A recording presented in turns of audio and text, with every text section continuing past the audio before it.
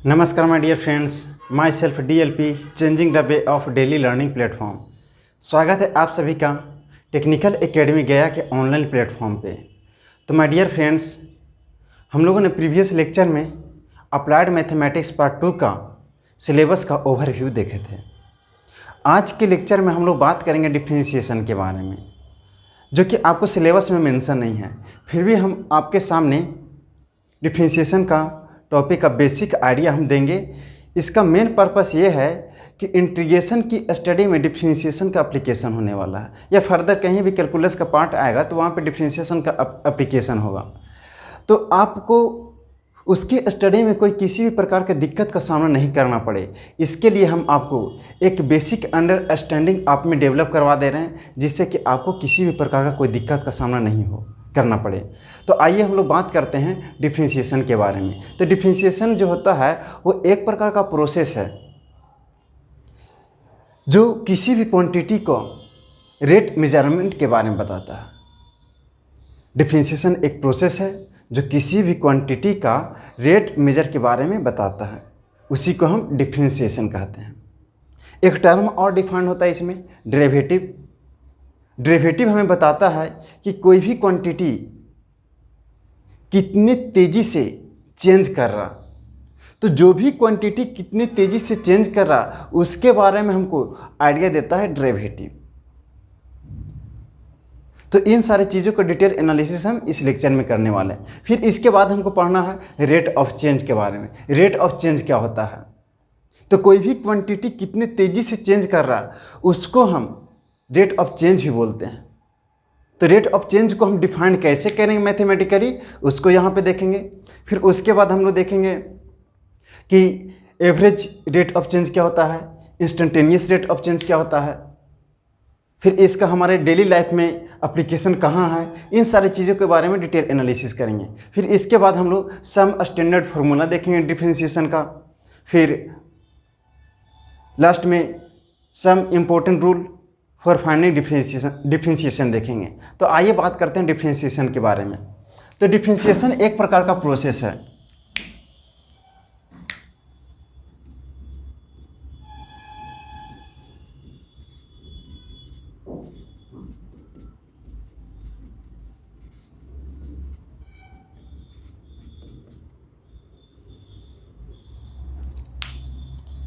Differentiation is a process.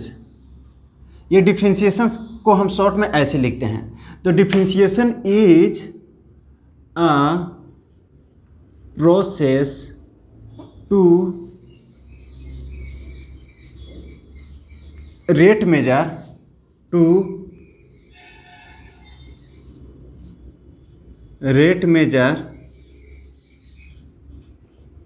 Of any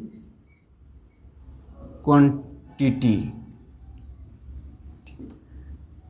तो किसी भी क्वांटिटी का रेट मेजर के बारे में हमें बताता है डिफ्रेंशिएशन। तो डिफ्रेंशिएशन एक प्रोसेस है जो किसी भी क्वांटिटी का रेट मेजर के बारे में बताता है। फिर दूसरा टर्म इसी में आता है derivative.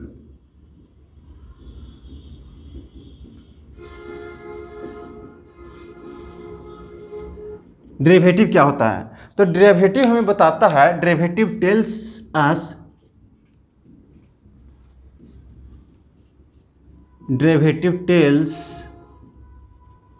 Us how fast something is changing.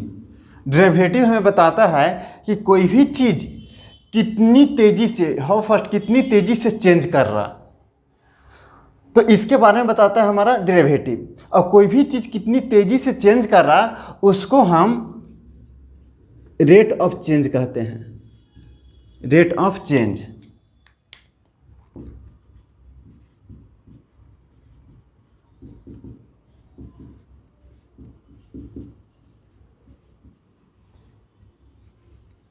कोई चीज़ कितनी तेज़ी से चेंज कर रहा है उसको हम रेट ऑफ चेंज भी बोलते हैं।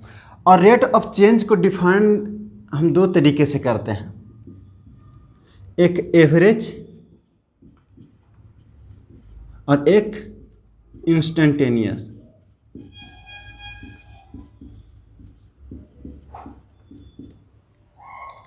तो एवरेज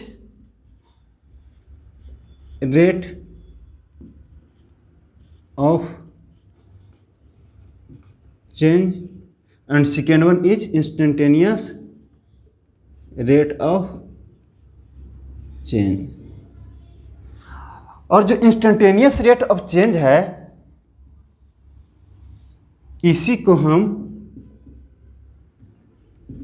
डेरिवेटिव बोलेंगे,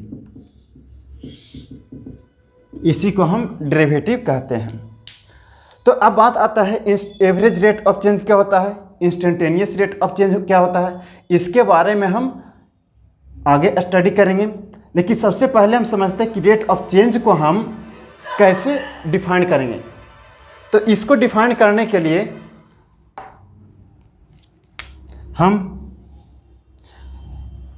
दो टर्म के बारे में जानते हैं। एक है rate of change. Rate of change को डिफाइन करने के लिए हमें दो चीज़ों की ज़रूरत पड़ता है। First one is when ever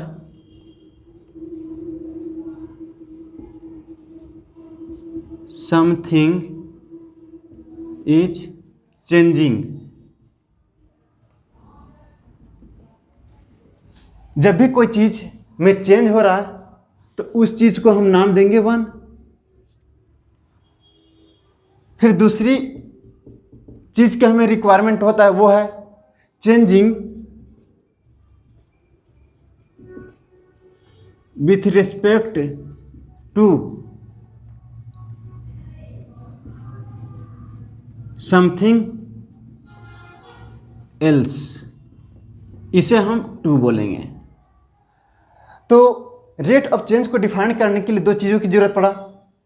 एक वो चीज़ जो किसी भी चीज़ में कुछ चेंजिंग हो रहा है उस चीज़ को हम वन नाम दे दिए, और एक चीज़ जो चेंज हो रहा है जिसको नाम एक दिए हैं वो किसी भी दूसरे चीज़ के रिस्पेक्ट में चेंज हो रहा होगा।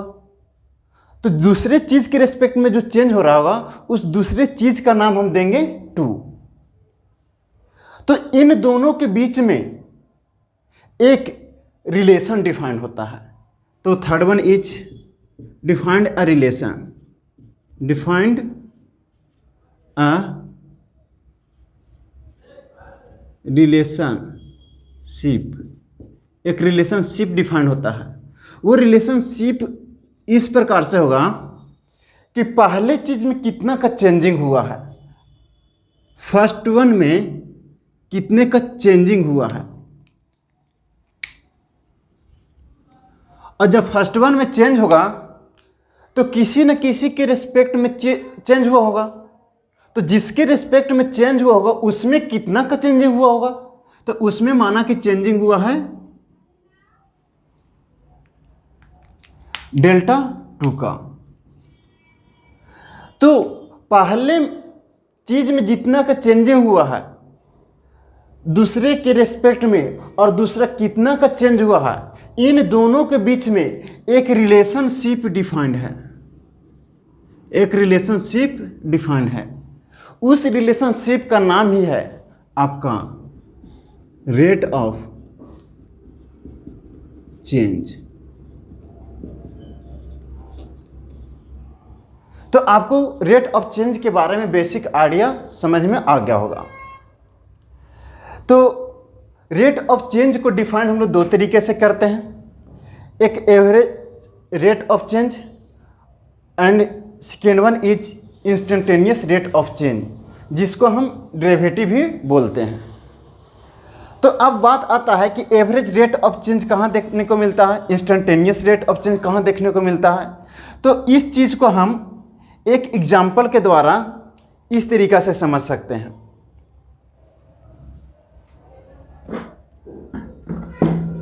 कि एवरेज रेट ऑफ चेंज को डिफाइन करने के लिए आपको दो फाइनाइट पॉइंट के बारे में जानना जरूरी होता है।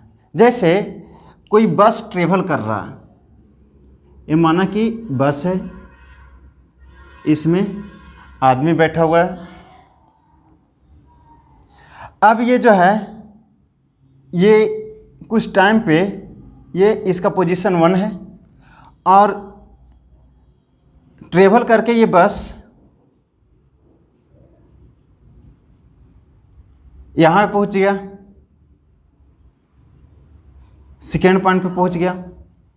तो सेकेंड पॉइंट पे पहुँचा तो यहाँ से यहाँ के बीच में एक फाइनाइट डिस्टेंस ट्रेवल किया होगा और ये फाइनाइट डिस्टेंस जो होगा, चेंज इन डिस्टेंस बताएंगे, वो बोलेंगे डेल्टा डी का चेंज ही हुआ होगा एक और दो पॉइंट के बीच में।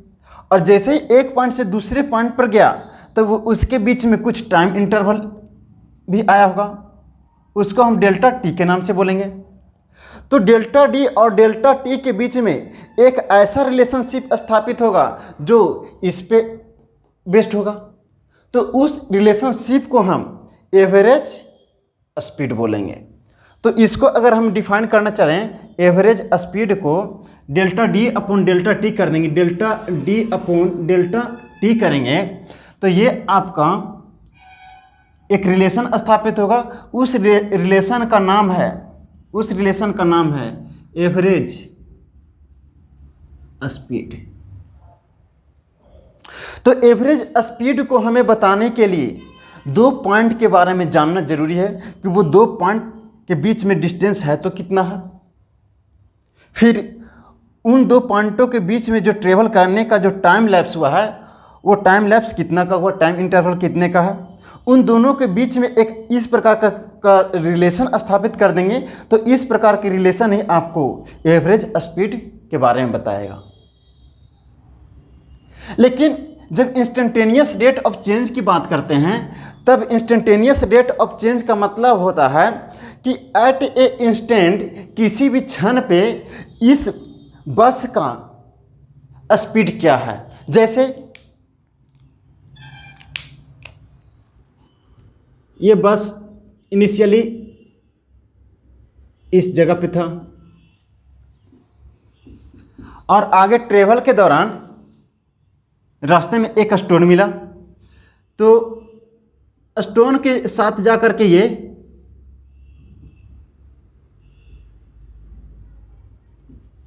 बस जो है टकरा गया। तो जैसे ही टकराया तो बोलेंगे कि टकराने के दौरान इस बस की स्पीड क्या होगी। तो इसको बताने के लिए, एट ए मोमेंट पर स्पीड को बताने के लिए हम instantaneous rate of change consider करते हैं, जो कि हमें डेरिवेटिव करके बताता है। तो इस चीज़ से हम बताएंगे कि एट ए मोमेंट इस क्षण पे टकराते समय इस बस का स्पीड क्या है।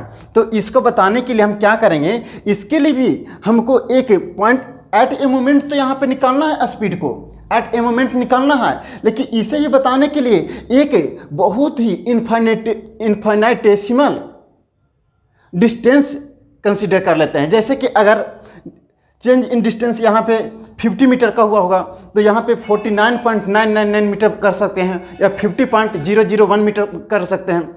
तो यहाँ पे इंस्टेंटेनियस रेट ऑफ चेंज को बताने के लिए जैसे ही delta D upon delta T होगा, इसको limit delta T tending to very small यानी कि डेल्टा टी टेंडिंग टू 0 कर देंगे तो ये जो आपको देगा एक क्वांटिटी, एक रिलेशनशिप देगा, वो इंस्टेंटेनियस स्पीड देगा, स्पीड के बारे में देगा। और इस चीज़ को दूसरे शब्दों में हम इस तरीके से डिफाइन कर सकते हैं, derivative of D upon D T. तो ये हुआ इंस्टेंटेनियस स्पीड के बारे में।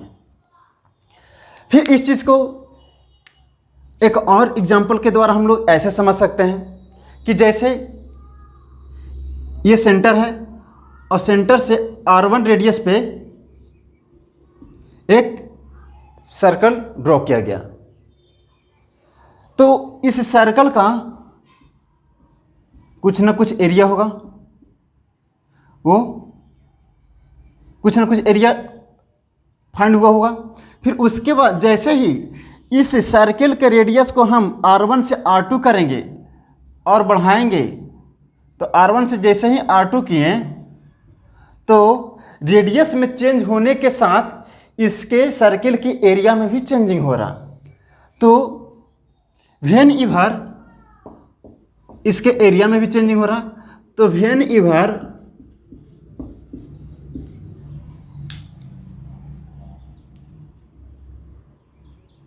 Ever radius changes then area of circle will also change। जब भी अगर सर्किल के रेडियस को चेंज करते हैं, radius of circle whenever radius of circle changes, जब भी अगर सर्किल के रेडियस चेंज करते हैं, then area of circle will also change, तब सर्किल का एरिया भी चेंज कर जाएगा। And it is denoted by, अगर ये चेंज इन रेडियस जो है, change in radius of circle अगर एक कंसिडरेबल होगा, तो एरिया में भी चेंजिंग जो होगा एक कंसिडरेबल होगा। और इस चीज़ को हम लोग डिनोट करेंगे, denoted by delta A upon delta R. यानी इसका कहने का मतलब अगर रेडियस में चेंज करेंगे तो उस प्रकार से आपको सर्किल के एरिया में भी चेंजिंग देखने को मिलेगा, जब वो कंसिडरेबल इस प्रकार का चेंजिंग देखने को मिल रहा है तब। फिर उसके बाद जब यही सर्किल के रेडियस में चेंज बहुत छोटा होगा, तब आपको एरिया ऑफ सर्किल में भी बहुत छोटे क्वांटिटी का चेंजिंग देखने को मिलेगा। तो when ever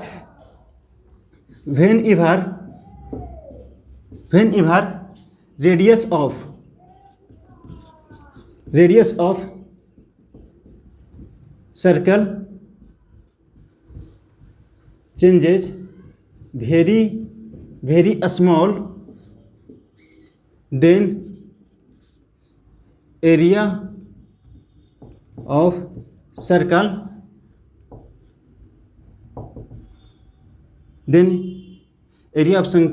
will also change in very small manner। और इस चीज को हम लोग डिनोट करेंगे dA/dr, जिसको हम लोग जैसे ही रेडियस में चेंजिंग अगर बहुत छोटा कर देंगे, यानी कि डेल्टा आर टेंडिंग टू 0 कर देंगे, तो डेल्टा A/डेल्टा r, जहाँ पे डेल्टा आर चेंजिंग तो वेरी स्मॉल हो जाएगा, तब वो चीज़ जो होगा से आपको डेरिवेटिव करके आपको क्वांटिटी देगा। ये तो आपको डेरिवेटिव का एक बेसिक आइडिया समझ में आ गया होगा।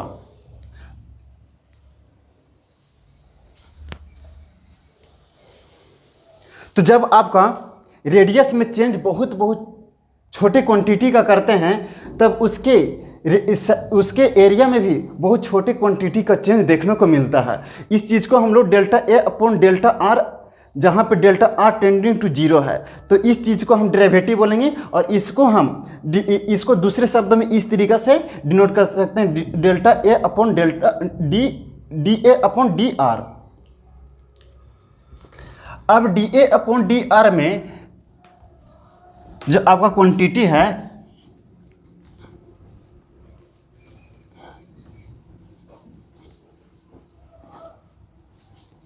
इस चीज को समझते हैं।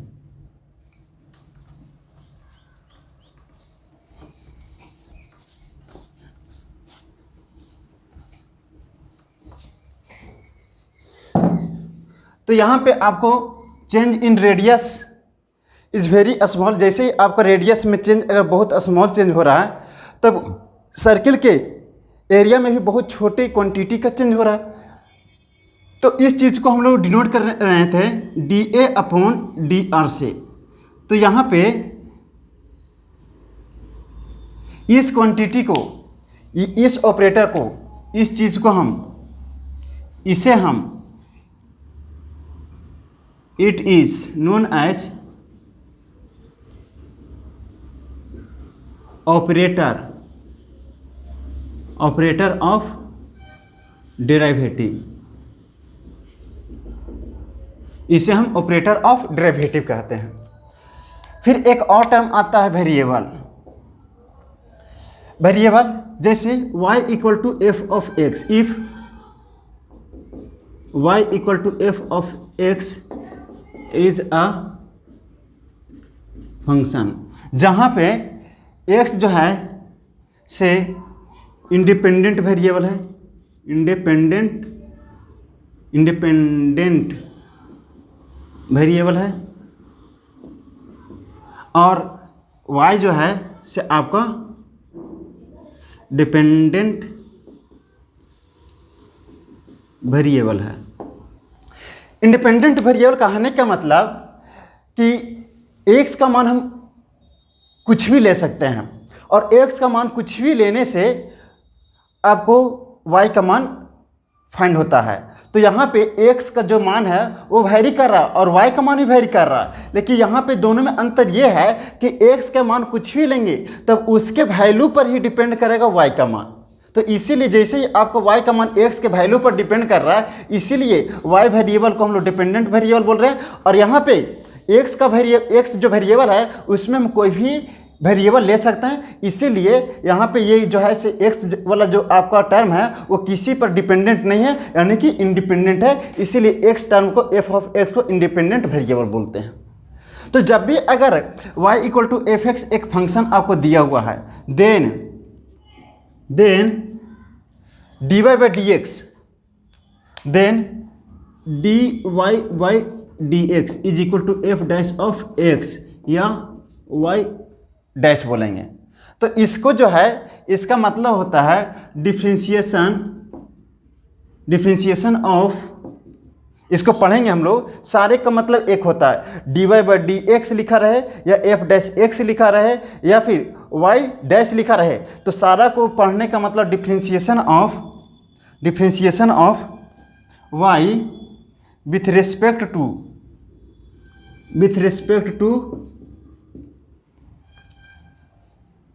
x where x is very small, जहाँ पे x जो है से बहुत छोटा है। तो इसका मतलब ये हुआ, यहाँ पे डेल्टा x जो है से very small change in where change in x is very small. dy by D x का मतलब होता है, इसको पढ़ सकते हैं हम लोग कैसे, differentiation of y with respect to x where change in x is very small. यहाँ पे change in x is very small है, और जैसे ही आपको x में चेंजिंग बहुत छोटे क्वांटिटी को करेंगे तो चेंज इन y भी क्या होगा, बहुत छोटे क्वांटिटी को होगा। तो ये हो गया। तो अब हम लोग ये डेरिवेटिव को इस तरीके से डिनोट कर सकते हैं, dy by D x if y equal to f x is a function, then इस फंक्शन को अगर डेरिवेटिव निकालेंगे then dy by D x निकालना रहेगा। तो इसके लिए dy बाई डी एक्स निकालने के लिए हम लोग इस तरीक़ा से भी कर सकते हैं, delta y upon delta x limit x tending to 0 कर देंगे, तो आपको ये निकल करके आ जाएगा, इज इक्वल टू, इसी चीज़ को हम लोग ऐसे भी डिनोट लिख सकते हैं, limit delta x tending to 0, और ये जो है से आपका f of x plus delta x minus f of x upon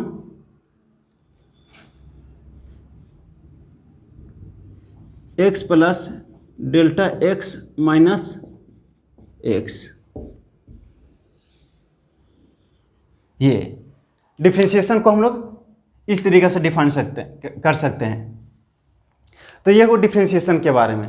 तो आपको जितने भी फॉर्मूला ड्राइव होंगे सारे के सारे इसी एक्सप्रेशन पे डिफाइन होंगे। तो ये बहुत इंपॉर्टेंट चीज़ है। लेकिन हम डिफरेंशिएशन का यहाँ पे हम आपको डिफरेंशिएशन प्रूफ करके नहीं बताएंगे, केवल और केवल फॉर्मूला आपको बता देंगे और इसको एप्लीकेशन करने के लिए हम आपको इस पे बहुत सारे क्वेश्चन अटेम्प्ट कराएंगे ताकि आपको क्लैरिटी आ जाए। तो ये हुआ डिफरेंशिएशन के बारे में।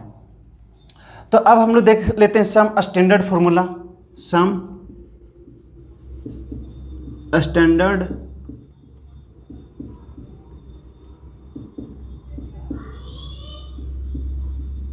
Formula used in differentiation. तो इसमें हम लोग कुछ इंपॉर्टेंट फॉर्मूला देखेंगे जो डिफरेंशिएशन में यूज होते हैं। इसमें फर्स्ट वन है if y equal to constant. कोई भी कॉन्स्टेंट ले लेंगे, कॉन्स्टेंट की जगह फॉर एग्जांपल 1 2 3 2020 etc कुछ भी आए, तो कहेगा कि कोई function y equal to constant है तब इसका डेरिवेटिव क्या होगा, यानी कहने का मतलब dy बाई डी एक्स क्या होगा। तो इसका कहने का मतलब dy बाई डी एक्स कहने का मतलब dy by D x y के जगह पे कोई कांस्टेंट है तो यहाँ पे कांस्टेंट लिखेंगे। तो कांस्टेंट, तो एनी कांस्टेंट कोई भी कांस्टेंट आएगा तो अब इसका डेरिवेटिव जो होता है वो जीरो होता है। इसको कैसे कह सकते हैं कि इसका डेरिवेटिव कांस्टेंट होगा? क्योंकि कांस्टेंट का मतलब होता है चेंज इन y, कहने का मतलब फाइनल माइनस इनिशियल होता है, फाइनल माइनस इनिशियल। चूंकि चेंज इन y जो है वो होता है change final value of y minus initial value of y होता है। तो यहाँ पे जो बोला गया है y एक ऐसा फंक्शन है जो कांस्टेंट है, तो कांस्टेंट होने के कारण इसका फाइनल वैल्यू ही एक ही रहेगा जो इनिशियली होगा, तो सेम रहेगा। फाइनल जो माना कि इनिशियल वैल्यू 2 है तो फाइनल वैल्यू भी 2 ही होगा क्योंकि ये कांस्टेंट है। और 2 और 2 का डिफरेंस अगर करेंगे डेल्टा y निकालेंगे तो वो जो होता है 0, और 0 बाई समथिंग कुछ करेंगे तो उसका वैल्यू आपका 0 देता है। तो इस प्रकार से ये dy बाई डी एक्स जब y का वैल्यू जो है एक कोई कांस्टेंट रहेगा तो कांस्टेंट फंक्शन का डेरिवेटिव जो होता है वो 0 होता है। फिर दूसरा फॉर्मूला है, स्टैंडर्ड फॉर्मूला है if y equal to x to the power n then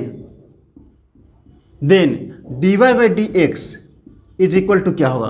तो dy बाई डी एक्स जो है इसको हम ऑपरेटर ऑफ डेरिवेटिव बोलेंगे और इसको x के पावर n फंक्शन का डेरिवेटिव निकालना है। तो इसका जो फॉर्मूला होता है वो n into x to the power n minus 1 होता है। ये फिर इसी से आपको बहुत सारे स्टैंडर्ड फार्मूला निकल के आते हैं, जैसे कि थर्ड में आएगा इफ़ y इक्वल टू 1 होगा, इफ़ y इक्वल टू 1 तो y equal to x to the power 1 यानी कि x होगा। तो dy by D x of x function का जो डेरिवेटिव होगा dy बाई डी एक्स, और y के जगह पे x वैल्यू है, y की जगह पे x वैल्यू है तो डी एक्स बटा डी एक्स का जो वैल्यू होगा वो 1 होगा। आप इस फॉर्मूला पे पुट करके ये करिएगा तो भी आपको 1 आएगा। कैसे देख लेते हैं। n के वैल्यू जो है पावर में है x के पावर n, और n के जगह पे है जो 1 है, और इसका formula x to the power n का जो फॉर्मूला होता है डेरिवेटिव का वो n into x to the power n minus 1 होता है। तो n के जगह 1 है तो 1 पुट किए into x to the power n minus 1, n के जगह 1 है तो 1 माइनस 1, तो 1 into x to the power 1 minus 1 0 होता है। तो 1 into x to the power 0 किसी भी वैल्यू किसी भी नंबर के पावर में किसी भी नंबर के पावर में अगर 0 आ जाए तो उसका वैल्यू 1 होता है, तब इसका वैल्यू फाइनली 1 आएगा। इसीलिए हम लोग differentiation of y upon dy/dx निकालेंगे। जब y is equal to x रहेगा तब इसका डेरिवेटिव जो होता है वो 1 होता है। तो ये हम लोग 3 फंक्शन का डिफरेंशिएशन देख रहे थे। अब हम लोग देखेंगे और भी स्टैंडर्ड फॉर्मूला।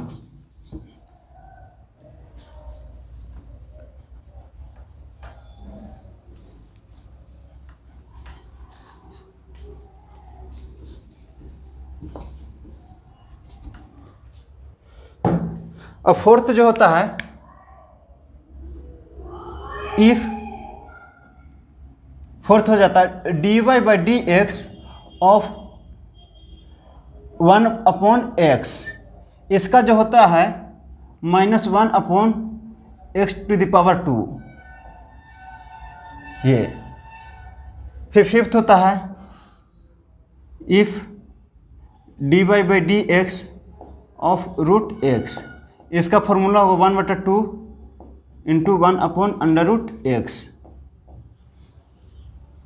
थर्ड होता सिक्स्थ होता है आपका dy/dx ऑफ e⁻x, इसका फॉर्मूला होता है e⁻x ही होता है, डेरिवेटिव का फॉर्मूला। फिर सेवेंथ फॉर्मूला है dy/dx ऑफ a⁻x, इसका फॉर्मूला होता है a⁻x इंटू ln a। ये सब स्टैंडर्ड फार्मूले हैं। तो जितने भी स्टैंडर्ड फार्मूले यूज होंगे सारा का सारा यहाँ पे हम डिस्कशन कर देंगे आपके सामने। और इसका प्रूफ हम यहाँ पे डिस्कशन नहीं करेंगे क्योंकि इससे पहले आप सेकेंड सेमेस्टर हो या फर्स्ट सेमेस्टर में हो, वहाँ पे आपको इसके बारे में स्टडी करना था। तो हम आपको केवल और केवल एक बेसिक आइडिया यहाँ पे दे रहे हैं ताकि आपको फर्दर स्टडी में कोई दिक्कत का सामना नहीं करना पड़े। फिर आगे है dy/dx ऑफ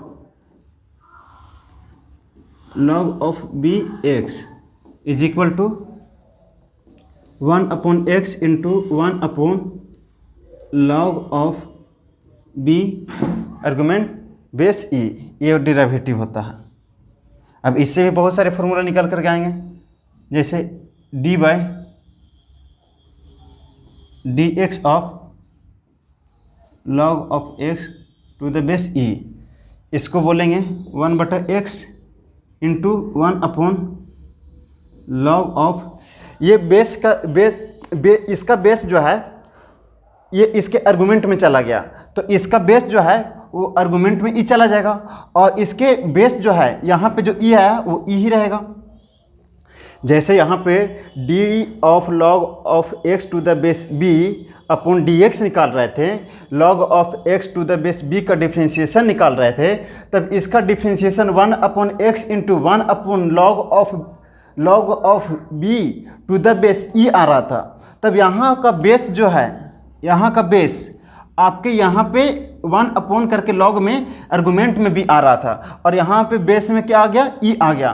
तब यहाँ पे इसके ई के कारण तो ये तो ई आएगा ही आएगा, लेकिन इसका बेस जो है वो यहाँ पे आर्गुमेंट में भी चला गया, तब यहाँ पे बेस जो है इसके आर्गुमेंट में ही चला जाएगा। और जब भी लॉग का बेस और आर्गुमेंट का वैल्यू सेम रहता है, सेम होता है, तब उसका जो वैल्यू हो जाता है वह 1 हो जाता है, 1/x इंटू 1/1। इसका आर्गुमेंट और बेस इक्वल होने के कारण, सेम होने के कारण, ये सेम होने के कारण इसका जो वैल्यू होता है लॉग का वो 1 होता है। तो 1/x इंटू 1/1 इसका 1/x हो जाता है। ये फॉर्मूला हो गया। तो ये 9th फॉर्मूला हो गया। फिर इसी में हम लोग आगे अब देखेंगे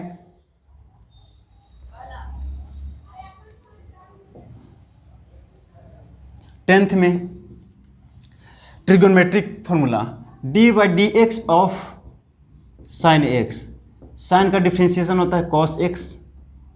11th dy/dx of cos x, इसका होता है माइनस sin x। 12 होता है dy/dx ऑफ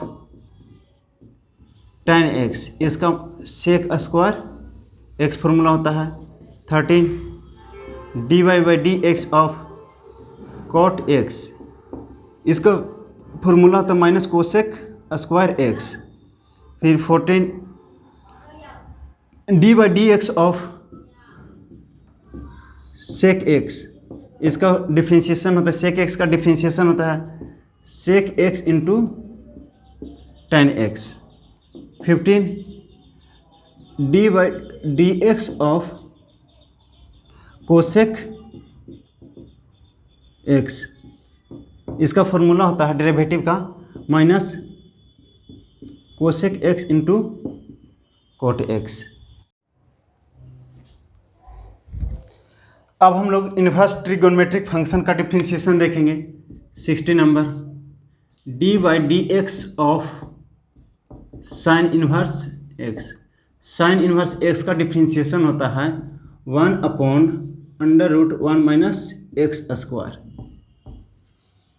जहाँ पे एक्स का वैल्यू जो होना चाहिए वेयर एक्स शुड बी -1 से बड़ा होना चाहिए और 1 से छोटा होना चाहिए।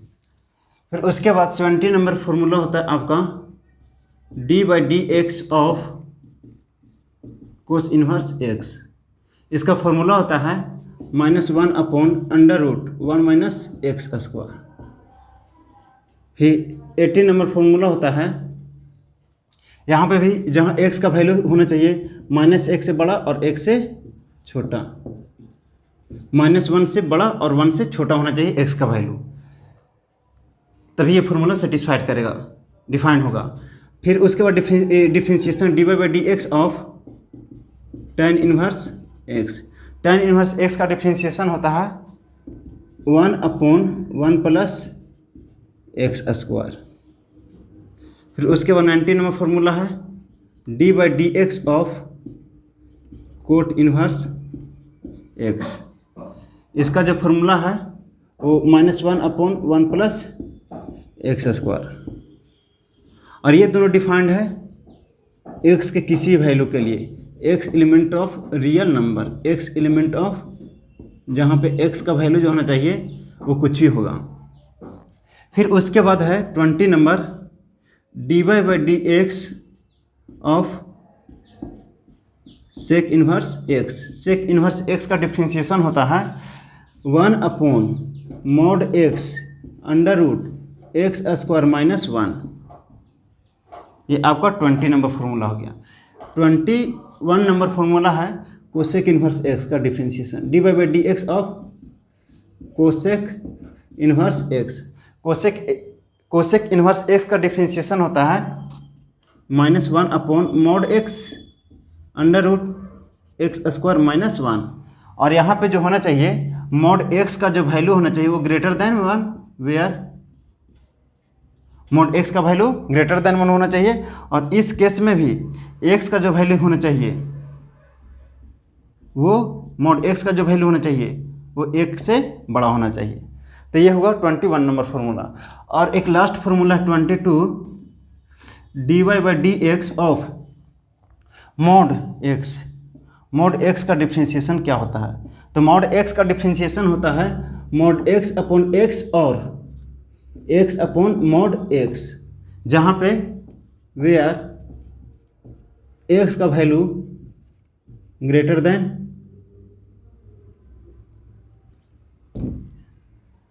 देन जीरो होना चाहिए, वेयर x का वैल्यू नॉट इक्वल टू 0 होना चाहिए। तब ये फॉर्मूला mod x का होगा, mod x/x या x/mod x। तो इस प्रकार से some standard formula used in differentiation complete होता है। तो अब डिफरेंशिएशन करने का कुछ रूल भी है जिसको हम लोग अब स्टडी करते हैं।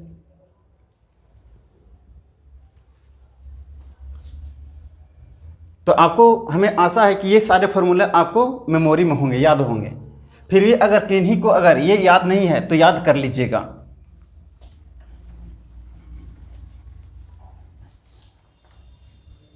ये सारा बातें हम नोट्स में मेंशन करके आपको प्रोवाइड कर देंगे, आपको टेंशन नहीं लेना है।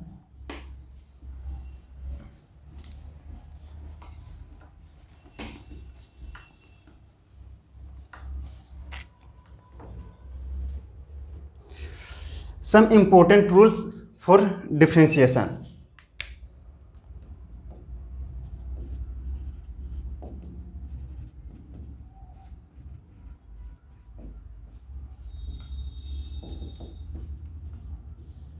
डिफ्रेंशिएशन के कुछ इम्पोर्टेंट रूल भी हैं कि हमें डिफ्रेंशिएशन के प्रोसेस को कैसे प्रोसीड करना होता है, कैसे हम फाइंड कर सकते हैं।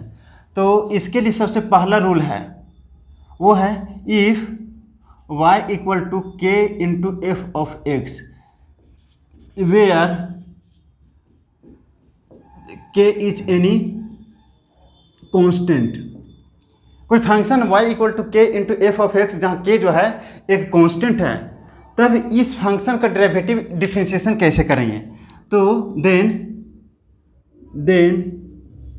dy बाई डी एक्स बराबर क्या होगा, तो dy dx, तो y के जगह पे हम k into f of x लिख सकते हैं, क्योंकि y is equal to k into f of x है। तो dy बटा d Y upon D x निकालने के लिए हम लोग y की जगह पे k into f of x put कर सकते हैं। जैसे ही पुट करेंगे तो इसका डिफरेंशिएशन का रूल होता है कि जब भी अगर कोई कांस्टेंट क्वांटिटी डिफरेंशिएशन के अंदर में होता है, तब उस कांस्टेंट को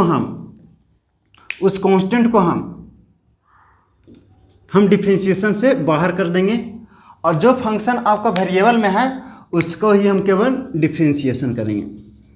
यानी कहने का मतलब एफ ऑफ एक्स, यानी कहने का मतलब d Y by D x ये फाइंड आउट करना रहेगा, तो k into D upon D x of F of x करना पड़ेगा। आपको कांस्टेंट जो है वो फंक्शन से बाहर आ जाते हैं। ये आपका पहला रूल हुआ डिफरेंशिएशन का। सेकेंड है if y is equal to F of x plus g of x minus h of x minus k into p of x plus d into q of x where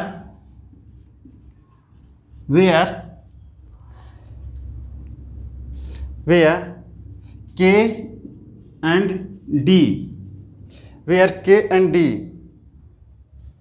चलिए इसमें एक और term add कर लेते हैं, plus L of X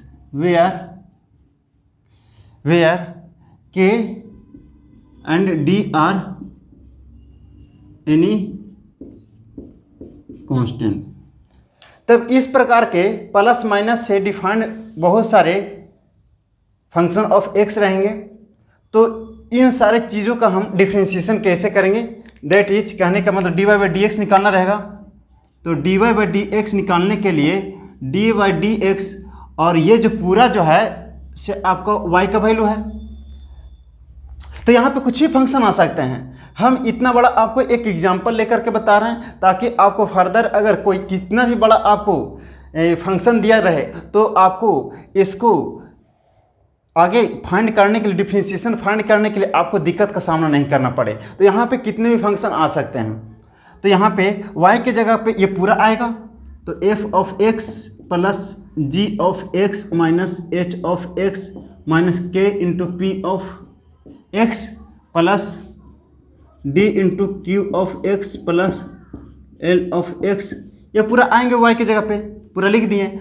अब जैसे ही लिखें तो डिफरेंशिएशन का रूल ये होता है कि ये जो ऑपरेटर है प्लस माइनस का, वो प्लस माइनस ऑपरेटर होने की वजह से हर फंक्शन का अलग अलग डिफरेंशिएशन करते हैं। यानी कहने का मतलब कि D by D x of F of x को डिफरेंशिएशन अलग करेंगे, जी ऑफ एक्स का डिफरेंशिएशन अलग करेंगे, इसका डिफरेंशिएशन अलग करेंगे, इसका डिफरेंशिएशन अलग करेंगे, इसको अलग करेंगे। तो d by D x of F of x plus d upon D x of g of x minus d upon D x of h of x minus d upon D x of k into p of x, फिर उसके बाद plus d upon D x.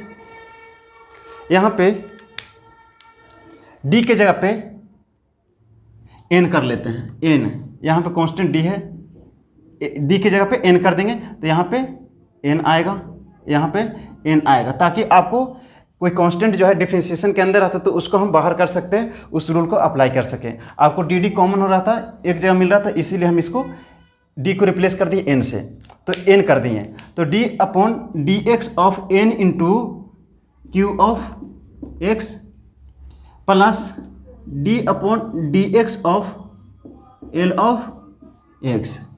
तो ये सारे term को अलग अलग differentiation कर दिए। तो जब भी प्लस माइनस से सेपरेट अगर एक्स के फंक्शन होते हैं तब इसका डिफरेंशिएशन जो होता है वो सेपरेट सेपरेट अलग अलग से करते हैं। तो फिर जैसे हम इसको डिफरेंशिएशन अलग कर दिए तो एक टर्म आगे और प्रोसीड करेंगे, क्योंकि इस टर्म और इस टर्म में हमें देखने को मिल रहा है कि यहाँ पे कोई कांस्टेंट है जो डिफरेंशिएशन के अंदर है, तो इस कांस्टेंट को बाहर निकालेंगे और केवल p ऑफ x को डिफरेंशिएशन करेंगे और यहाँ पे n भी बाहर निकलेगा, क्योंकि n जो है आपका कांस्टेंट है, कांस्टेंट बोल दिया गया है। तो यहाँ पे डिफरेंशिएशन जो होगा वो differentiation d by D x of q of x हो जाएगा। तो अगला हम स्टेप में इस तरीके से लिख सकते हैं dy बाई डी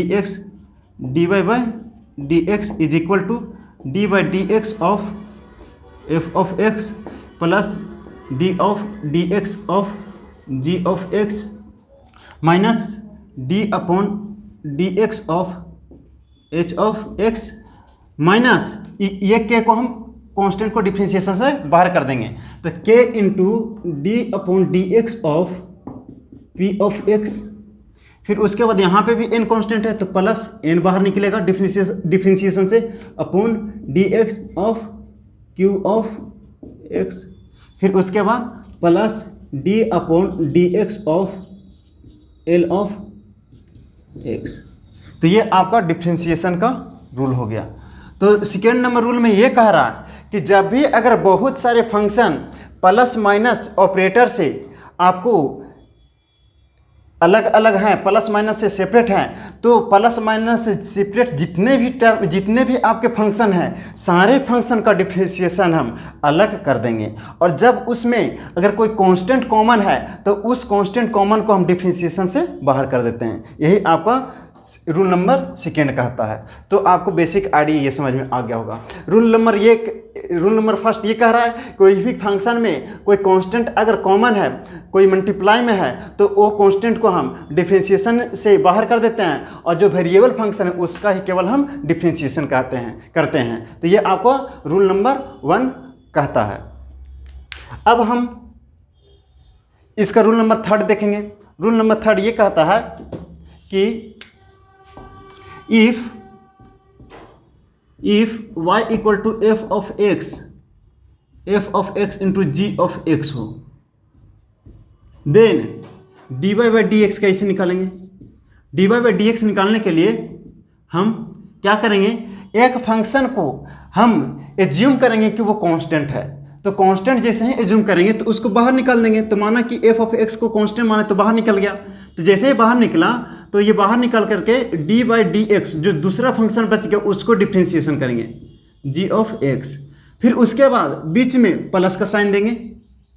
फिर उसके बाद जो फंक्शन को हम कांस्टेंट माने थे और कांस्टेंट मान के डिफरेंशिएशन से बाहर कर लिए थे, अब उसको वेरिएबल मानेंगे और दूसरे जिसको डिफरेंशिएशन किए थे उसको कांस्टेंट मानेंगे। तो अब gx को कांस्टेंट मानेंगे, तो gx जैसे ही कांस्टेंट मानेंगे तो उसको बाहर निकालेंगे डिफरेंशिएशन से और इनटू डिफरेंशिएशन करेंगे किसको, f ऑफ x को इनटू f ऑफ x को। तब यहाँ पे dy बाई डी एक्स का आपका ये रूल हो जाएगा जब मल्टीप्लिकेशन के रूप में रहेगा तब। तो जब भी दो फंक्शन आपस में मल्टीप्लाई में हो, ये मल्टीप्लाई में है, ये मल्टीप्लाई का है साइन, तो मल्टीप्लाई में हो तो इस फंक्शन का dy बाई डी एक्स निकालना रहेगा। तो डिफरेंशिएशन निकालने के लिए दो फंक्शन में किसी को भी ये जरूरी नहीं कि पहले f ऑफ x को ही कांस्टेंट मानेंगे। पहले आपका मर्जी है g ऑफ x को कांस्टेंट मानने का तो इसको भी कांस्टेंट मान सकते हैं, लेकिन इसको दूसरे क्वांटिटी दूसरे फंक्शन को आपको वेरिएबल मानना पड़ेगा, वेरिएबल मान करके ट्रीट करना पड़ेगा। तो जैसे ही फंक्शन f ऑफ x को कांस्टेंट माने तो इसको हम डिफरेंशिएशन से बाहर कर दिए, इनटू डिफरेंशिएशन करेंगे किसको, g ऑफ x तो g ऑफ x। फिर बीच में ऑपरेटर जो यूज होंगे प्लस या माइनस के होंगे, यहाँ पे कंफ्यूजन ये है। तो यहाँ पे ऑपरेटर जो यूज होंगे वो प्लस के होंगे। प्लस का साइन इसलिए होगा क्योंकि यहाँ पे इसका सिंबल जो है प्लस का साइन मिल रहा आपको मल्टीप्लिकेशन से। इसको अगर थोड़ा सा टिल्ट करेंगे तो आपको प्लस, ये मल्टीप्लिकेशन को अगर टिल्ट करेंगे तो ऐसा बन जाएगा, थोड़ा सा घुमाएंगे इसको रोटेट करेंगे तो आपको प्लस के सिंबल के जैसा बन जाएगा। तो बीच में ऑपरेटर जो यूज करेंगे वो प्लस साइन यूज करेंगे। उसके बाद एफ ऑफ एक्स को कांस्टेंट माने थे, अब यहाँ पे दूसरे प्लस ऑपरेटर यूज करने को दूसरे जगह पे अब एफ ऑफ एक्स को वेरिएबल मानेंगे और जी ऑफ एक्स को कांस्टेंट मानेंगे। तो कांस्टेंट जैसे ही माने तो इसको अब बाहर निकाल देंगे ये डिफरेंशिएशन से, और वेरिएबल जो हुआ से आपका एफ ऑफ एक्स हुआ, तो एफ ऑफ एक्स का केवल डिफरेंशिएशन करेंगे। तो ये प्रोसेस कर देने से मेरा d Y by D x निकल जाता है। फिर फोर्थ रूल क्या कहता है, डिवीजन में रहेगा, डिवीजन में जब दो फंक्शन रहेंगे तब क्या होंगे, if y equal to F of x upon ji of X रहेंगे, the where G of X not equal to zero, then जब जी ऑफ एक्स जीरो के बराबर नहीं होंगे तब क्या होंगे, तब इसको कैसे फाइंड करेंगे differentiation. Then d Y by D x निकालने के लिए हम लोग d by D x y की जगह पे F of x upon ji of x है, तो y की जगह f of x upon g of x put करेंगे। जैसे हम पुट करेंगे तो जब भी दो फंक्शन आपके डिवीजन में हो, दो वेरिएबल आपके पी बाई क्यू के रूप में नोमिनेटर अपॉन डिनोमिनेटर में हो, तो ऐसे फंक्शन का डिफरेंशिएशन करने का रूल है, आपको जो डिनोमिनेटर में है उसको हम बाहर निकालेंगे, तो जी ऑफ एक्स को बाहर निकालेंगे और डिफरेंशिएशन करेंगे एफ ऑफ एक्स को पहले, तो यहाँ पे D by D x of F of x बोलेंगे। तो जो डिनोमिनेटर में आपका फंक्शन है उसको कांस्टेंट करके हम बाहर कर दिए। फिर उसके बाद अब डिनोमिनेटर के जो टर्म है जो जिसको कांस्टेंट माने थे उसको अब डिफरेंशिएशन करेंगे, तो अब जो है कांस्टेंट कौन होगा, एफ ऑफ एक्स होगा, तो एफ ऑफ एक्स पुट करेंगे, एफ ऑफ एक्स को बाहर निकालेंगे डिफरेंशिएशन से, तो डिफरेंशिएशन किसका होगा, डिनोमिनेटर टर्म का, तो डिनोमिनेटर कौन है, जी ऑफ एक्स है, तो जी ऑफ एक्स का डिफरेंशिएशन कर दिए। अब बात आता है यहाँ पे जो ऑपरेटर साइन का ऑपरेटर यूज करेंगे वो कैसा करेंगे, प्लस या माइनस का, तो अब ये कंफ्यूजन की बात है। तो यहाँ पे डिवीजन हो रहा है और डिवीजन का सिंबल ऐसे हो रहा है पी वाई क्यू, ये माइनस की जैसा दिखा दे रहा, तो इसके बीच में जो सिंबल यूज करेंगे वो माइनस यूज करेंगे। जैसे माइनस यूज किए तब उसके बाद डिवाइडेड बाय होता है, जो आपका डिनोमिनेटर में फंक्शन है जी ऑफ एक्स उसका स्क्वायर हो जाता है। तो जब भी अगर फंक्शन पी वाई क्यू के रूप में रहे, f of x upon g of x में रहे, तब इसका डिफरेंशिएशन होता है कि आपका डिनोमिनेटर वाले फंक्शन को कांस्टेंट मान करके बाहर निकालेंगे और नोमिनेटर के फंक्शन को डिफरेंशिएशन करेंगे माइनस, अब नोमिनेटर के फंक्शन को बाहर निकालेंगे और डिनोमिनेटर का डिफरेंशिएशन करेंगे डिवाइडेड बाय जो डिनोमिनेटर में क्वांटिटी यहाँ फंक्शन में y equal to F of x upon g x है, ये जी ऑफ एक्स को स्क्वायर कर देंगे। तो ऐसा हम प्रोसेस करके हम पी वाई क्यू का f of x upon ji of x का डिफरेंशिएशन फाइंड कर सकते हैं। तो ये रूल हो गया डिफरेंशिएशन का, तो ये फोर्थ रूल हम लोग देख लिए हैं। अब इसी का हम लोग मिक्स अप देखेंगे, यानी कि कहने का मतलब कॉम्प्लेक्स फंक्शन का डिफरेंशिएशन देखेंगे। तो ये रूल नंबर 4। अब रूल नंबर 5 की स्टडी करेंगे। जैसे दो फंक्शन अभी आपको मल्टीप्लिकेशन में थे तो इसको डिफरेंशिएशन करने का रूल ये हुआ। अब दो या दो से अधिक फंक्शन में ये दो फंक्शन मल्टीप्लिकेशन में होंगे उसको डिफरेंशिएशन निकालना रहेगा। दो फंक्शन अगर मल्टीप्लिकेशन में थे तो उसको डिफरेंशिएशन निकालने का रूल ये हुआ। तो अब दो से भी ज़्यादा फंक्शन मल्टीप्लिकेशन में आ सकते हैं, तब उसको डिफरेंशिएशन कैसे निकालेंगे, तब उसको निकालने के लिए हम लोग इस तरीक़े से यूज करेंगे, if y equal to F of x into ji of x into H of x है, एच ऑफ एक्स, देन जब दो या दो से अधिक फंक्शन मल्टीप्लिकेशन में हो तब इसका डिफरेंशिएशन निकालने के लिए कैसे निकालें, डिफरेंशिएशन कैसे फाइंड करेंगे।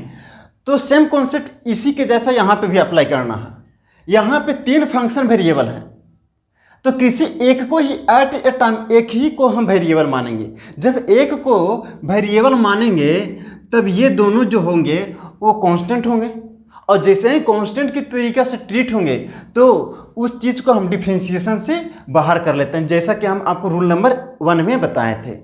तो जो यहाँ पे सारे के साथ हम लोग एक बार वेरिएबल मानेंगे और जो दो अलग बच गया है उसको कांस्टेंट मान करके बाहर करेंगे।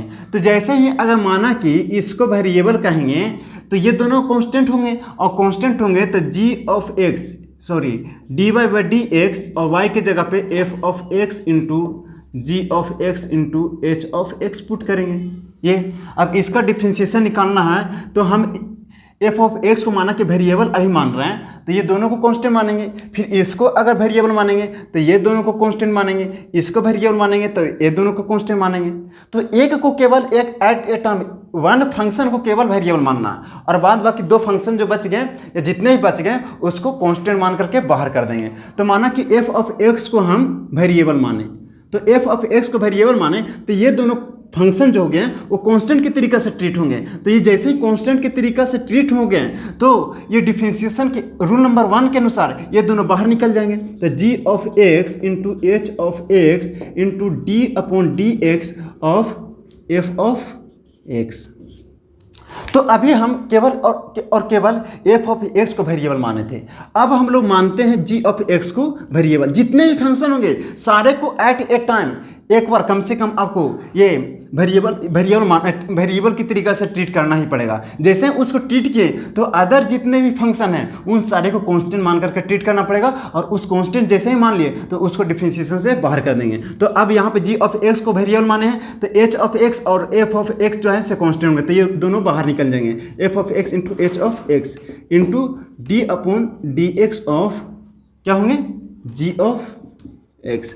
अब जी ऑफ एक्स की बारी हो गई, अब एच ऑफ एक्स आपको रूठ जाएगा तो एच ऑफ एक्स को मनाने के लिए इसको भी एक और वेरिएबल मानना पड़ेगा। जैसे ही इसको वेरिएबल मानेंगे तो ये दोनों फंक्शन जो होंगे वो कांस्टेंट हो गए, कांस्टेंट होंगे तो मल्टीप्लिकेशन सारे में है तो बीच में प्लस आएगा ऑपरेटर। तो यहाँ पे F of x into ji of x into D upon D x of जो वेरिएबल माने किसको एच ऑफ एक्स को, तो एच ऑफ एक्स को केवल डिफरेंशिएशन करेंगे। तो यानी कहने का मतलब तीन ऑपरेटर, एक फंक्शन, दो फंक्शन, तीन फंक्शन आ गया। तो एफ ऑफ एक्स भी एक बार डिफरेंशिएशन हुआ, जी ऑफ एक्स भी एक बार डिफरेंशिएशन हुआ, एच ऑफ एक्स भी डिफरेंशिएशन हुआ। तो इस तरीके से जितने भी टर्म रहेंगे आपको 4, 5, 6 मल्टीप्लिकेशन में टर्म रहेंगे तो सारे का डिफरेंशिएशन हम इसी रूल के अकॉर्डिंग करते जाएंगे। केवल और केवल एट ए टाइम एक बार हम एक फंक्शन को वेरिएबल मानेंगे और बाद बाकी सारे को हम कांस्टेंट मान करके बाहर निकाल देंगे और यही सारे प्रोसीजर हम अप्लाई करेंगे। मेरा बहुत सारे फंक्शन जब मल्टीप्लाई में होंगे तब उसका डिफरेंशिएशन हम निकाल सकते हैं इस रूल के तहत। तो ये हुआ रूल नंबर 5, ये रूल नंबर 5 हो गया। अब रूल नंबर 6 क्या कहता है? रूल नंबर 6 को हम डिवीजन में देखते हैं कि डिवीजन में बहुत सारे, जैसे यहाँ पे division f of x upon g of x है, यहाँ पे प्लस माइनस में बहुत सारे टर्म रहते और यहाँ पे भी प्लस माइनस में टर्म रहते, मल्टीप्लिकेशन डिवीजन में रहते, मल्टीप्लिकेशन में रहते, प्लस माइनस में रहते हैं। तब इसको कैसे हम ये सोल्व करते, डिफरेंशिएशन करते, तो उसके लिए हम रूल नंबर 6 में देख रहे हैं। तो if y is equal to F of x plus F of x into ji of x plus के into H of x upon J of x into L of X, L of x plus M of x into minus P into N of x, where M and N, where K and N, K and N, K and P are constant।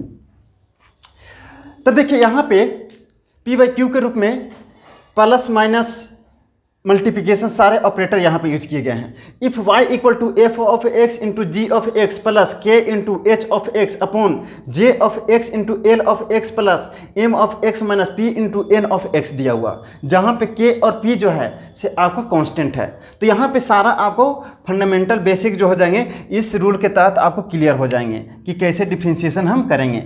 आपको थोड़ा सा दर्द होगा, तकलीफें होंगी, लेकिन यहीं पे आपको पूरा का पूरा क्रिस्टल क्लियर हो जाएगा कि डिफरेंशिएशन का रूल क्या है। यानी कहने का मतलब ये रूल नंबर 6 जो है आपका पांचों रूल का निचोड़ यहाँ पे है। तो इसको आप गौर से ध्यान से देखिएगा कि कैसे हम इस प्रकार के फंक्शन को हम डिफरेंशिएशन करेंगे। तो जब इसका रूल, अगर रूल नंबर 6 आप बढ़िया से सीख जाइएगा तब आपको इसमें कोई दिक्कत नहीं होगा। फिर सारा रूल आप एकदम ईजिली वे में उसको यूज कर सकते हैं। तो इसको हम डिटेल में बढ़िया से डिस्कशन करते हैं, ये सब इरेज कर देते हैं। आपको नोट्स मिल जाएगा, नोट्स का टेंशन नहीं लेना है।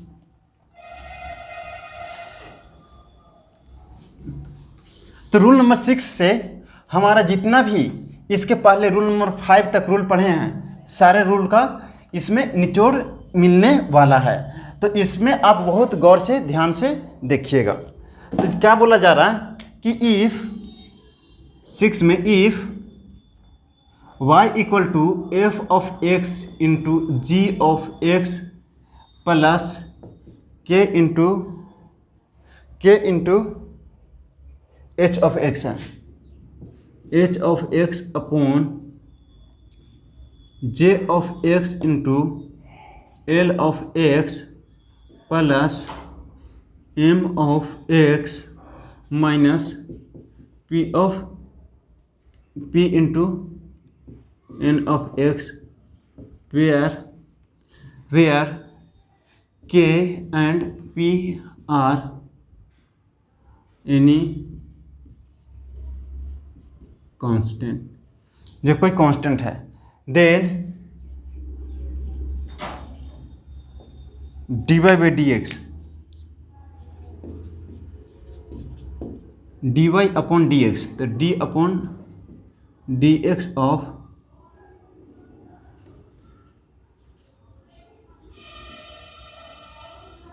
इसको निकालना है, dy अपॉन dx निकालना है। तो y की जगह पे ये सारे फंक्शन आएंगे। तो f of x into ji of x plus k of h of x upon j of x into l of x plus m of x minus p into n of x।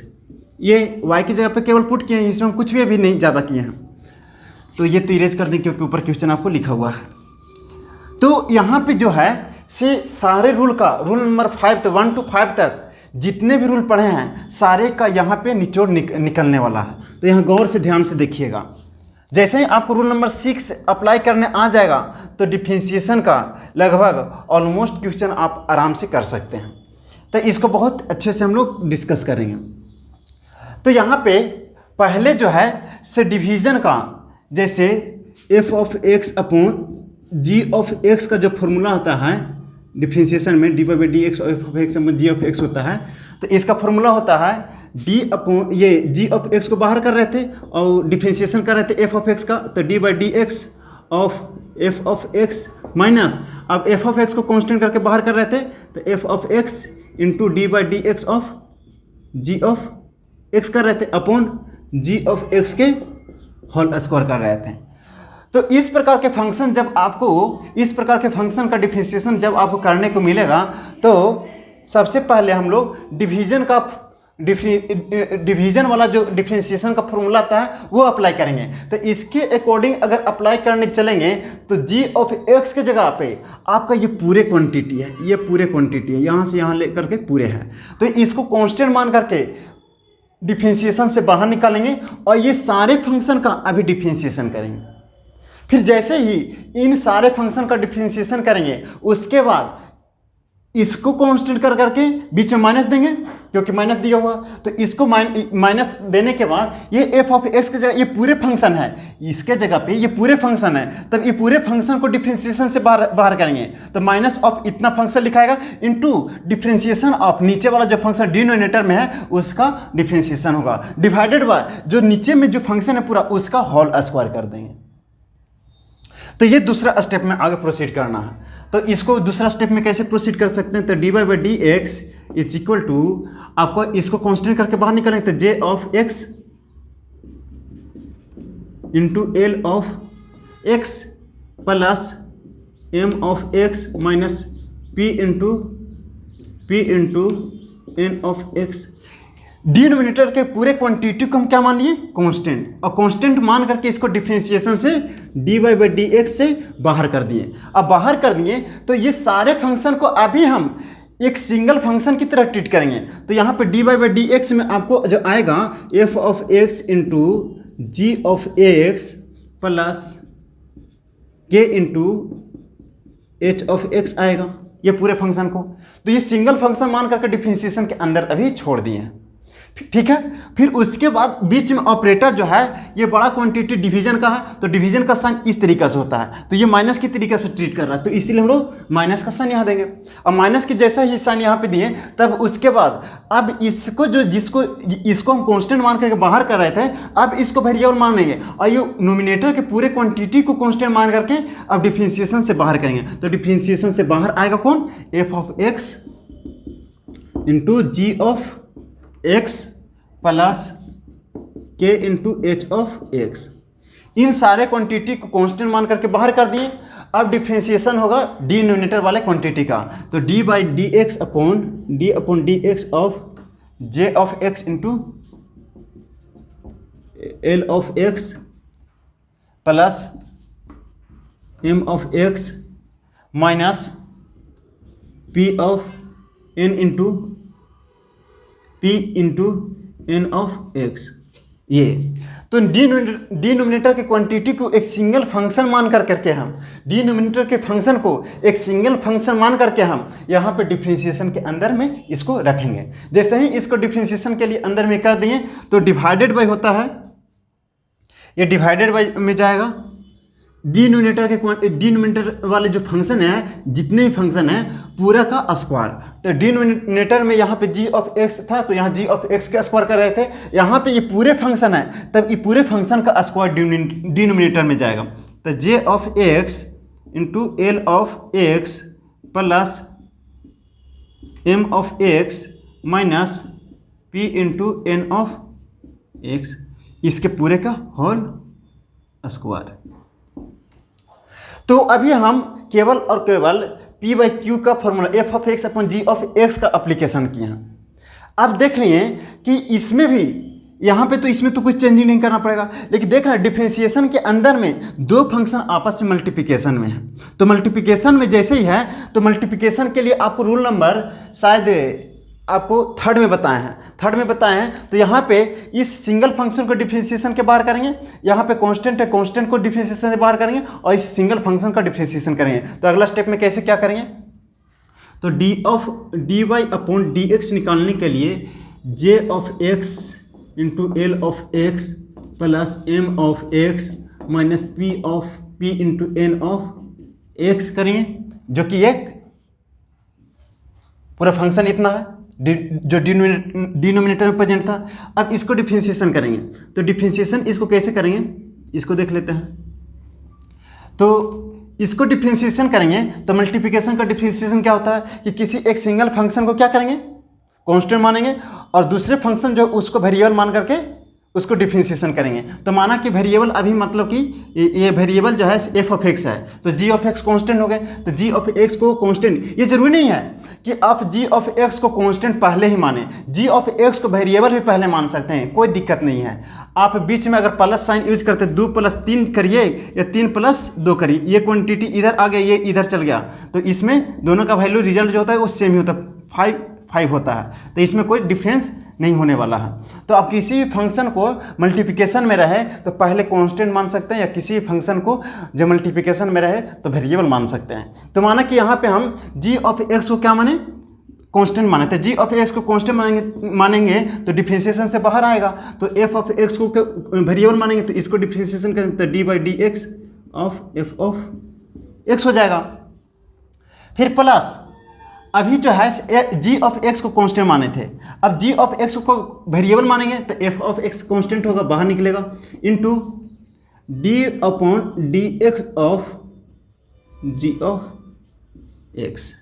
तो आपका इतने सारे function का differentiation हो गया, तो इतना का एक साथ कर दिए। अब यहाँ पे differentiation of D by D x of के ऑफ एच ऑफ एक्स आएगा। तो यहाँ पे कांस्टेंट जो के जो है से आपको बोला गया है के जो है से कांस्टेंट है, तो कांस्टेंट है तो के को डिफरेंशिएशन से बाहर निकलेंगे तो d upon D x of h of x हो जाएगा। तो आपका यहाँ पे सारे सिंगल फंक्शन का डिफरेंशिएशन अलग अलग हो गया, और ये ब्रैकेट ऑफ कर देंगे। फिर माइनस में क्या करेंगे, ये पूरे फंक्शन है तो फंक्शन के बाहर में जो उसको में कोई छेड़छाड़ नहीं करना, जो आपके डिफरेंशिएशन के अंदर में जो फंक्शन है उसमें केवल और केवल हमको चेंजिंग करना, उसमें हमको रूल अप्लाई करना है। तो उसमें रूल अप्लाई करने के लिए यहाँ पे भी दो फंक्शन आपस में क्या है, मल्टीप्लिकेशन में है। तो मल्टीप्लिकेशन में है तो ये रूल अप्लाई करना पड़ेगा। तो यहाँ पे ये रूल अप्लाई करेंगे। फिर उसके बाद यह है, ये टर्म जो प्लस से सेपरेट है तो इसको डिफ्रेंशिएशन अलग करेंगे तो d of d x of M of x आएगा। फिर यहाँ पे कोई कॉन्स्टेंट पी है तो पी को डिफ्रेंशिएशन से बाहर करेंगे तो d by D x of n of x जाएगा। तो यहाँ पे हम लोग करेंगे ये सारे फंक्शन को सेम एज इट लिख देंगे। तो F of x into ji of x plus के into H of X, H of X. अब जैसे ये किए तो इंटू में हम लोग करके लिखेंगे, यहाँ पे इंटू में करके लिखेंगे। इंटू क्या आएगा, इंटू में किसी एक फंक्शन को वेरिएबल मानेंगे तो दूसरे को कांस्टेंट। तो एल ऑफ एक्स को कांस्टेंट मानेंगे तो जे ऑफ एक्स वेरिएबल होंगे। तो L of x into D of d x, D upon D x of j of x होंगे, जे ऑफ एक्स प्लस, अब यहाँ पे जे ऑफ एक्स को वेरिएबल माने थे, अब इसको कांस्टेंट मानेंगे और एल ऑफ एक्स को वेरिएबल मानेंगे। तो एल ऑफ एक्स को वेरिएबल जैसे ही मानेंगे तो जे ऑफ एक्स बाहर निकलेगा into D upon D x of l of x हो जाएगा। तो आपको ये जो मल्टीप्लिकेशन से जो आपका दो फंक्शन गुना में जो था इसका डिफरेंशिएशन हम ये यहाँ पे रूल अप्लाई कर दिए। प्लस ये सिंगल फंक्शन है तो सिंगल फंक्शन होने के कारण D by D x of M of X लिखाएगा, D upon D x of M of X लिखाएगा। फिर माइनस देंगे। ये p जो है आपको कांस्टेंट बोला गया है तो कांस्टेंट जैसा ही है उसको डिफरेंशिएशन से बाहर क्या करेंगे, p into D upon D x of n of x करेंगे। अब इसको जैसे ही आया तो ये सारे फंक्शन के डिवाइडेड बाय आपको ये स्क्वायर में, इसमें डिफरेंशिएशन कुछ करना नहीं है क्योंकि यहाँ पे ये पूरे का फंक्शन का होल स्क्वायर लिखा हुआ है। तो यहाँ पे ये होल स्क्वायर कर देंगे, J of x into L of x plus M of x minus P into N of X के होल स्क्वायर। अब जैसे ही इतना ऑपरेशन हम यूज कर देंगे, इतना सारा चीज़ प्रॉपर्टी अप्लाई कर लेंगे, रूल अप्लाई कर देंगे तो अंतिम में आपका इसको कैलकुलेशन करेंगे, कुछ सोल्यूशन होगा, कुछ टर्म कटेंगे तो कट करके जो भी वैल्यू आएगा वो डेरिवेटिव ऑफ वाई निकल करके आपको आ जाएगा। तो इस तरीक़े से आपका जितना भी रूल है डिफरेंशिएशन का सारा रूल हम यहाँ पे डिस्कशन कर दिए हैं। और रूल नंबर 6 से आपको हर कॉन्सेप्ट, हर rule number 1 to rule number 5 तक का सारा कॉन्सेप्ट आपको रूल नंबर 6 में देखने को मिल गया होगा। और इस रूल से आपका सारा कॉन्सेप्ट क्लियर हो गया होगा। थोड़ा सा आपको धैर्य से इसको देख लेने की, समझने की ज़रूरत है। जैसे ही ये रूल समझ में आ गया आपको डिफरेंशिएशन में अब कोई भी एक्स्ट्रा चीज़ पढ़ने की ज़रूरत नहीं है। अब नेक्स्ट क्लास में हम लोग इसी पर बेस्ड, सारे रूल पर बेस्ड हम लोग क्वेश्चन करेंगे और उसके बाद हम लोग सिलेबस पर आएंगे। यानी कहने का मतलब एक लेक्चर आपको और एक्स्ट्रा जाएगा जो आपका न्यूमेरिकल का होगा। और उसके बाद हम लोग स्टार्ट करेंगे इंटीग्रेशन, और इंटीग्रेशन भी हम लोग बहुत अच्छे तरीक़े से पढ़ने वाले हैं। तो आज का क्लास यहीं पे कंप्लीट करते हैं। Thank you so much for watching B with DLP।